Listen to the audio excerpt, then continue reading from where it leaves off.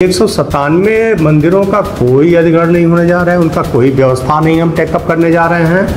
न उत्तर प्रदेश तीर्थ विकास परिषद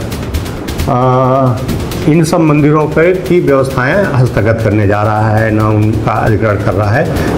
तो इस तरह से अब जो लोग विरोध कर रहे हैं उनका निश्चित रूप से कोई निहित उद्देश्य है, और कुछ लोग तो हमें लगता है ये भी नहीं समझते हैं कि वह विरोध कर क्यों रहे हैं। कि जो सप्त देवालयों की चर्चा अभी शुरू हो गई, तो मुझे आश्चर्य हो रहा था कि सप्त देवालय की बात कहाँ से आ रही है। इधर कहा जा रहा है कि 197 मंदिर हैं जिनका अधिग्रहण सरकार करने जा रही है, जबकि 197 मंदिर के अधिग्रहण का कहीं कोई मतलब ही नहीं, किसी मंदिर के अधिग्रहण का नहीं है। इवन बांके बिहारी टेम्पल का भी अधिग्रहण थोड़ी नहीं किया जा रहा है।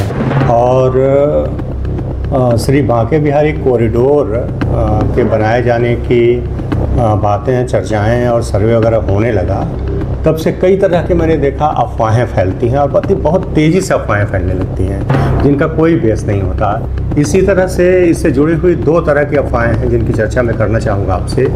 एक तो आपने सुना होगा कि इधर कहा जा रहा है कि 197 मंदिर हैं जिनका अधिग्रहण सरकार करने जा रही है, जबकि 197 मंदिर के अधिग्रहण का कहीं कोई मतलब ही नहीं, किसी मंदिर के अधिग्रहण का नहीं है। इवन बांके बिहारी टेम्पल का भी अधिग्रहण थोड़ी नहीं किया जा रहा है। तो ये बात आई कहाँ से 197 मंदिर की? तो अभी हमने आपको दिखाया कि ऑनरेबल सुप्रीम कोर्ट का जो ऑर्डर है उनमें पेज नंबर 6 पे लिखा है कि डिस्ट्रिक्ट जज ने 197 मंदिरों की सूची प्रस्तुत की और बताया कि इन 197 मंदिरों में काफ़ी दिनों से डिस्प्यूट चला रहा है, और इनके जनरली जो इनके रिसीवर होते हैं वो एडवोकेट होते हैं, जिनका इंटरेस्ट नहीं होता है, जिनके पास टाइम नहीं होता है, नहीं उनके पास इस तरह का नॉलेज होता है कि एक्सपीरियंस होता है कि मंदिर का की व्यवस्थाएं देखें। ऐसे लोगों को रिसीवर अपॉइंट कर दिया था। इस तरह की बातें रखी गई उसमें, और इससे एक एक्सट्रैक्ट निकल के आया कि ऑनरेबल सुप्रीम कोर्ट का जो ऑर्डर आया 15 मई वाला, उसमें उन्होंने लिखा है कि not advocate to be appointed as a receiver. तो हमें लगता है जो 197 की बातें हैं सिर्फ इतनी ही हैं। इसके बाद उन्होंने सिविल कोर्ट को, सिविल जजेस को कुछ ऑर्डर दिए हैं। तो 197 मंदिरों का कोई अधिग्रहण नहीं होने जा रहा है, उनका कोई व्यवस्था नहीं हम टेकअप करने जा रहे हैं। न उत्तर प्रदेश तीर्थ विकास परिषद इन सब मंदिरों की व्यवस्थाएं हस्तगत करने जा रहा है, न उनका अधिग्रहण कर रहा है। ये बात स्पष्ट करना चाहता हूँ मैं। दूसरी बात मैं ये कहना चाहता हूँ कि जो सप्त देवालयों की चर्चा अभी शुरू हो गई, तो मुझे आश्चर्य हो रहा था कि सप्त देवालय की बात कहाँ से आ रही है। लोग कह रहे थे कि अभी तो बांके बिहारी कॉरिडोर बन रहा है, और फिर चर्चा हो रही है कि सप्त देवालय कॉरिडोर भी बनेगा।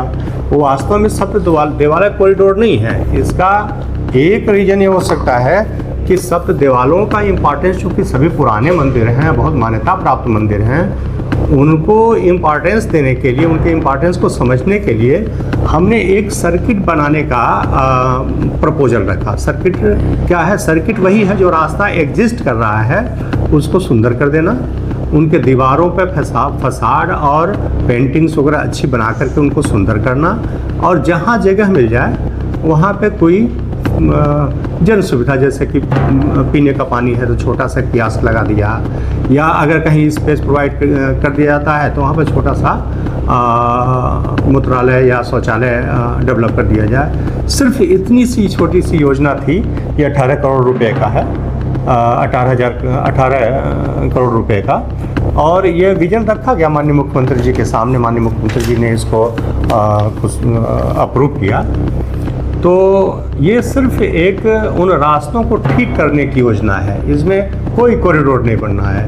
कॉरिडोर सिर्फ बांके बिहारी टेम्पल का है, इसके अलावा और कोई कॉरिडोर नहीं है। दूसरी बात है कि बांके बिहारी टेम्पल में भी टेम्पल को सरकार नहीं ले रही है, सिर्फ उसकी व्यवस्थाओं को देखने के लिए उसमें जो चढ़ावा, धनराशि वगैरह आती है, उनका व्यय पारदर्शिता से हो, और जो भी व्यय हो रहा है उसकी जवाबदेही के साथ उसका उपयोग हो, ये सुनिश्चित करना चाह रही है जो ट्रस्ट बन रहा है। और उस जो अध्यादेश जारी हुआ है उसमें एक सेक्शन 13 में खुद कहा गया है कि गवर्नमेंट का इसके माध्यम से उद्देश्य मंदिरों के कार्यों में हस्तक्षेप करना नहीं है। जो उसका पहला पैरा में ही लिखा गया है कि इसके पहले से जो परंपराएं स्वामी हरदास जी के समय से चलती आ रही हैं, वह पूजा पद्धति और सेवायत परंपरा वो चलती रहेगी। तो इस तरह से अब जो लोग विरोध कर रहे हैं उनका निश्चित रूप से कोई निहित उद्देश्य है, और कुछ लोग तो हमें लगता है ये भी नहीं समझते हैं कि वह विरोध कर क्यों रहे हैं। तो आप लोगों के माध्यम से मैं अवगत कराना चाह रहा था कि जो 197 मंदिरों की बात की जा रही है वो टोटली बेबुनियाद है, कोई आधार नहीं है उनका। ब्रज तीर्थ परिषद या गवर्नमेंट उनको बिल्कुल हस्तगत करने नहीं जा रहा है। और दूसरी बात है कि सप्त देवालयों का कोई कॉरिडोर नहीं बन रहा है, सिर्फ उनके रास्तों को ठीक करने की एक योजना हमने बनाई है, सुंदर करने की योजना बनाई है, ताकि जो श्रद्धालु, जो धार्मिक पर्यटक आते हैं वो थोड़ा अच्छा फील गुड करें। उनको मंदिरों पर चलते समय वो भक्तिभाव के साथ में जो गलियां हैं, गलियारों के दोनों तरफ भगवान श्री कृष्ण से जुड़ी हुई पेंटिंग्स हों, कुछ राजस्थानी शैली के जहां अवसर मिल जाए वहां पे फसाड डेवलप कर दिया जाए पेंट करके, या हल्का सा वो सीमेंट से बना करके। सिर्फ ये उद्देश्य था उसको सुंदर बनाने के लिए, वो सप्त देवालयों के महत्व को देखते हुए किया गया है। बस यही कहना चाह रहा हूँ। और मुझे आप लोगों के माध्यम से अपील भी करना है कि लोग किसी ना तो कोई अफवाह फैलाएं और न ही किसी अफवाह या भुलावे में आए। यह कॉरिडोर सबके हित का है, वृंदावन के हित का है। वृंदावन के सांस्कृतिक और ऐतिहासिक गौरव को ऊंचा उठाने में योगदान करेगा, और इसलिए सब लोग इसका सहयोग करें।